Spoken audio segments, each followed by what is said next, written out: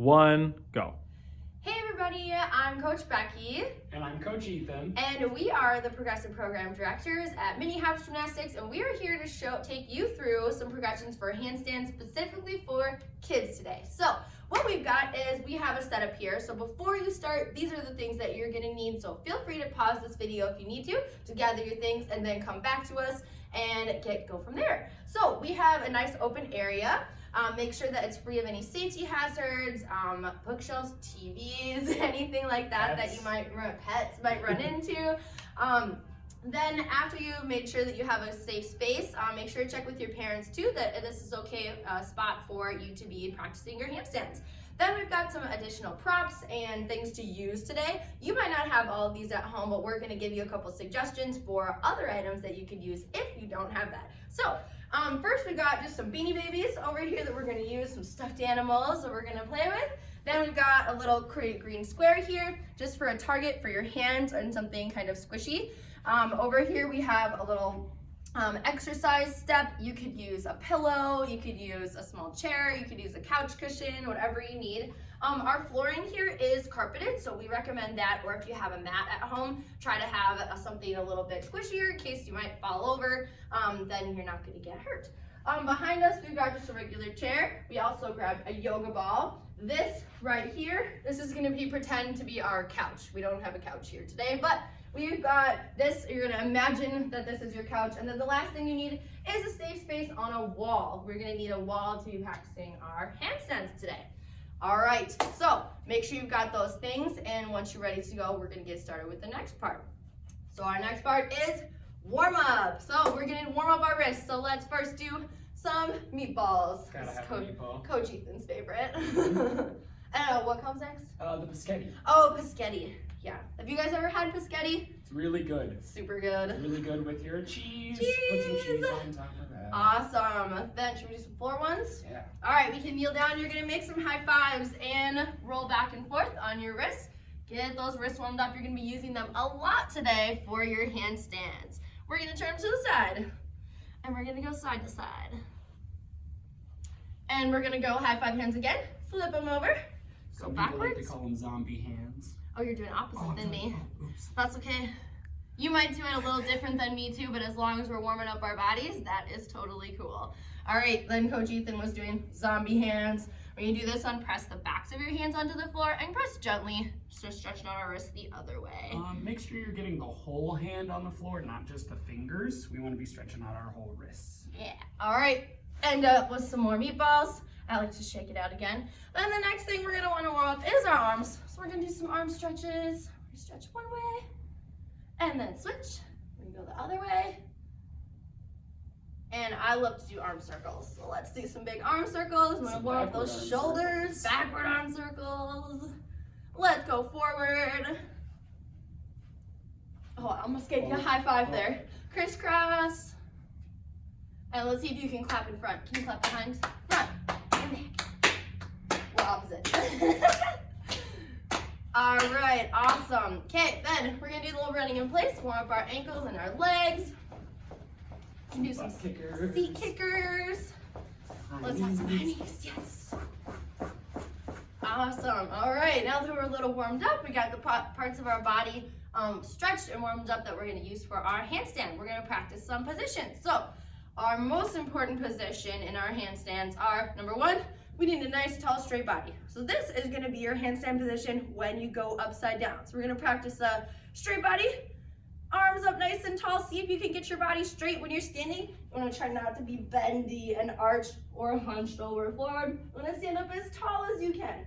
Our next position, do you wanna do the next one? The lucky lunge? Yeah. Our lucky lunge. When we do our lucky lunge, we're gonna have one leg forward and one leg back. That leg that you have forward, we want to have a little bit of a bend to it. That way you can jump into your donkey kick or a handstand. Your back leg will be nice and straight with both of your feet pointed forward. We don't want them out or crooked in any way.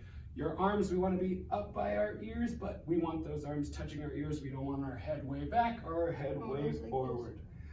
Your back, make sure it's not super stuck out like this or super hollowed out. We want it nice, tight in there, just like that, in a great big lucky lunge shape. All right, so we're gonna face you guys. We're gonna do our lucky lunge shape, and the next thing we're gonna practice is some levers. So you're gonna try to reach down, touch the floor with your hands, and stand back up. Try to do that without moving your feet. Can you go down? Let's try that 3 times. Up and down. And we're gonna go down and up. Awesome. If you were able to do that without moving your feet, that means you have really good stability in your lunge, and that's gonna help you to be able to stand and land your handstand. All right. So we're gonna move on to the next part, which is practicing getting inverted for our handstands. So we're gonna do what we call a Spider-Man handstand and some progressions towards that. So Coach Ethan is gonna lead this part. Awesome. So for your Spider-Man handstands, the biggest thing is, can you support your body with your arms? The best way to try that out is just with a push-up shape or a plank shape. So go down on your knees, see if you can support yourself just in a tabletop shape, just like that, if that's easy. Maybe see if you can go all the way up into that plank shape. When you're in this shape though, we don't want to be a huge mountain just like this, or a deep low valley just like this. We want to be nice and straight. If you can do that, see if you can shift your weight, lift one hand, lift the other hand. Notice how Coach Ethan is trying really, really hard to keep his body really straight when he's shifting his weight. He's not wiggling all over or losing position. He's trying to keep his core muscles really tight so that when he goes into his handstand, that's gonna happen there as well. After this, see if you can do some shoulder taps. Just like that. This is also a really good shape to work on your core control and your stomach muscles. Awesome. Let's see. All right. Then we're gonna go to the actual Spider-Man handstand. So some progressions towards that. So let's talk about even just putting your feet on a couch first. Yeah. And trying to do that. So you would start with your back to the couch to do your Spider-Man handstand, and see if you can go down to your short squat, get your hands all the way to the floor, see if you can walk your feet up into that Spider-Man handstand with feet elevated. Yeah, notice how his hands are really, really flat. We don't want tent hands like this. You want your fingers to be flat on the floor and nice and wide so that they can support your weight. Once Coach Ethan can do that, he can try to put one leg up in the air and try to balance and switch. Try the other leg. Once he gets tired, he can come down. When you've practiced those, you want to try each of these exercises, if you can, 3 to 5 times to get those repetitions in before moving on to the next one. So again, if you want to pause this video and do your practicing and then play from there, we'll still be here when you get back. All right, next progression. Once you're in that handstand, see if you can do some of the things we were doing on the floor. See if you can lift your hands up. See if you can tap your shoulders. See if you can shift weight, all while staying in that nice handstand shape. We don't want to be archy backs, and we don't want to be wiggling all over the place. So once again, start in that short squat. See if you can walk your feet up into that Spider-Man handstand. Try and shift your weight, one hand to the other. And see if you can do some shoulder taps, or some people call these chicken peckers. Just like that. And then bring your feet back down once you're tired. All right, our final progression for this is going to be using the wall. So now you're going to progress from your feet being elevated on a couch or other surface to go into the wall. So you're going to have your hands on the floor, walk your feet up onto a wall. So now they're higher. So then once you got that, try to walk like this. Now you can try to go in. This is the most advanced progression. Can you get all the way into the wall and hold your body still really nice and straight? Once you get all the way into the wall, see if you can have some nice pointed toes. Yeah. Awesome. All right. That's some Spider-Man handstand progressions. Next, I think we're gonna move on to donkey kicks. Bum, bum, bum. All right, we're gonna go back to our lunge position. So we're gonna be practicing levers with elevated hands. So again, we can be using our couch. If you want to turn around and show your lucky lunge position, you can use your hands on the couch, and Ethan's gonna kick his legs and kick up into the air and come back down, and kick up and come back down. This is the most important part of your handstand. You need to be able to kick up and come down and stand back up out of your handstand. So that will help you do that. You can progress from here if you feel like that's easy. You can go to a lower surface. That's why I got this step right here. You can put your hands on the step. Lucky lunge, handstand. Lucky lunge and handstand. Okay? Make sure that as you're shifting your weight from your feet to your hands, that you're able to support yourself. If you're trying to kick up and you're collapsing on your hands every time, maybe we need to work on some of those arm muscles. Good point. Also, in your donkey kicks, the goal is not height in these. The goal is control. So if you're kicking up super, super high and you feel like you're gonna fall over, maybe go a little bit smaller. We wanna see you be able to go from that lunge, kick, and stand back up into your lunge. That's the goal there. Then after that, you can progress to something on the floor. That's why we got this little mat here, or just on the carpet. You can be practicing your lucky lunge and handstand. Remember to try each of these at least 3 to 5 times. If you feel like it's a progression that's tricky for you, stay on that one until you get it, then move on to the next one. All right, our last little thing that we've got is using the Beanie Babies. These are kind of fun. So you're gonna put the Beanie Babies on your shoulders, arms up. You're gonna see if you can do your donkey kick without dropping them. No, don't drop them, don't drop them. Oh my gosh. Whew, I did it. Good job, Coach Becky. Then you can try it again. I was nervous. Oh my gosh, they're gonna fall. No. Oh, Luckily, I kept my arms nice and close to my ears so that I was able nervous to with hold those them right animals. there. Another one that you can do, I like kitties, so I'm gonna use the kitty, is we're going to try our donkey kick over our Oh no, stuffed don't animal. squish the cat. Over. Oh gosh. Whew, I didn't land on him. When you kick my out, gosh. make sure you're not gonna land on your kitty cat or puppy if you like puppies. I'm not judging. Then the last progression is you could put the kitty or the puppy up farther, put your hands on either side, do your donkey kick, and try to pick up your animal at the end. Make That sure one's you're pretty not tricky. putting your hands on the animal because that could hurt your wrists and squish the animal. Try and pick it up on the way up, so hands on the floor first. Yep, fingers on the floor, I'll show that once more. And then pick up your animal at the end. Awesome. All right, okay. Once you've mastered a lot of those or feel pretty good about it, you can start moving on to a little bit of trickier ones. The next one would be some toe tappers or toe touches. So it's like in your donkey kick, but in a donkey kick, we keep our legs apart. But in our toe tappers, we try and see if we can bring our legs together. I'm gonna turn this way to show you that one. So once again, starting in that nice big lunge shape, we're gonna go down, try and bring your feet together, and stand back in that lunge. Try it once again, boom. Oh, that was a bad one, I had bendy knees. Oh, What was no. up to it? Oh, I'm so sorry It's about okay, that. I forgive you. You're still practicing, I so know. it's fine. All right, if that's tricky for you, you can also go back to elevating your hands. That will make it a little bit easier. So if that was hard, we could go back to our couch over here, hands on the couch, try to tap your toes together before you come down. That's another way to get those feet coming together and get that motion without having to be all the way upside down in your handstand.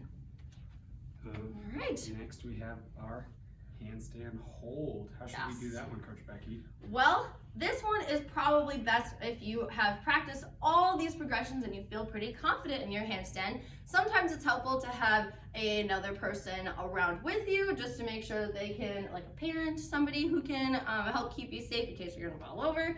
A coach is best. But since we don't have those right now, Aaron able to come into the gym, having somebody with you would be great. We're not So- renting out any coaches just You're yet. not, no. Unfortunately, no. But, so, for your handstand hold, make sure again that you have a nice safe space. If you have a mat or a pillow or a couch cushion or something, just in case you fall over, you can practice your handstand in a free area. So we're doing lucky lunge, kick up, Ooh. and coming back down. Your handstand might look a little bit more like this. And that's okay. That's amazing. Yeah, we're practicing. We're trying to get it as best we can. Each one trying to make it a little bit better than the last one. And one more that is super fun. I was gonna say, if you happen to have a wall to kick up against Oh, yes. that's soft. Now this wall, not very soft, so we don't recommend kicking up against something Also- hard. Don't put a hole in your wall. That's a very good point. No contractors can fix it right now. No. So something soft against the wall, maybe with some pillows or something to lean against. Or if you have a gymnastics mat, those work too. You can lean those up against the wall, if depending on your height. Sometimes if you're taller than the mat, it won't work since you want it to be able to catch your feet. But if you're a little shorter, should work just fine. All right, our last one is super fun against a couch. You can do this one if you don't have a big person to help you or a spotter, because if you kick up against the couch and you fall over, you just fall on the couch. So we're gonna pretend that this is our nice big comfy couch. Maybe it's a chair, whatever you have. As long as you've cleared it with your adult or guardian that it's okay to use this for gymnastics, we are going to kick up and you're gonna put your fingers as close to the couch as you can get and balance your shoulders against it so you can try using your core muscles to balance in your handstand. This is pretty tricky, so what might happen is this. Oh, and you'll fall over. So just roll back over. to try again, okay? So this is really gonna help you activate your core muscles. It's really tricky, but really fun to do. And you can also do it upside down while watching TV or watching your dog or whatever else you wanna do in the living room. Watching your dog run across the living room, I don't know.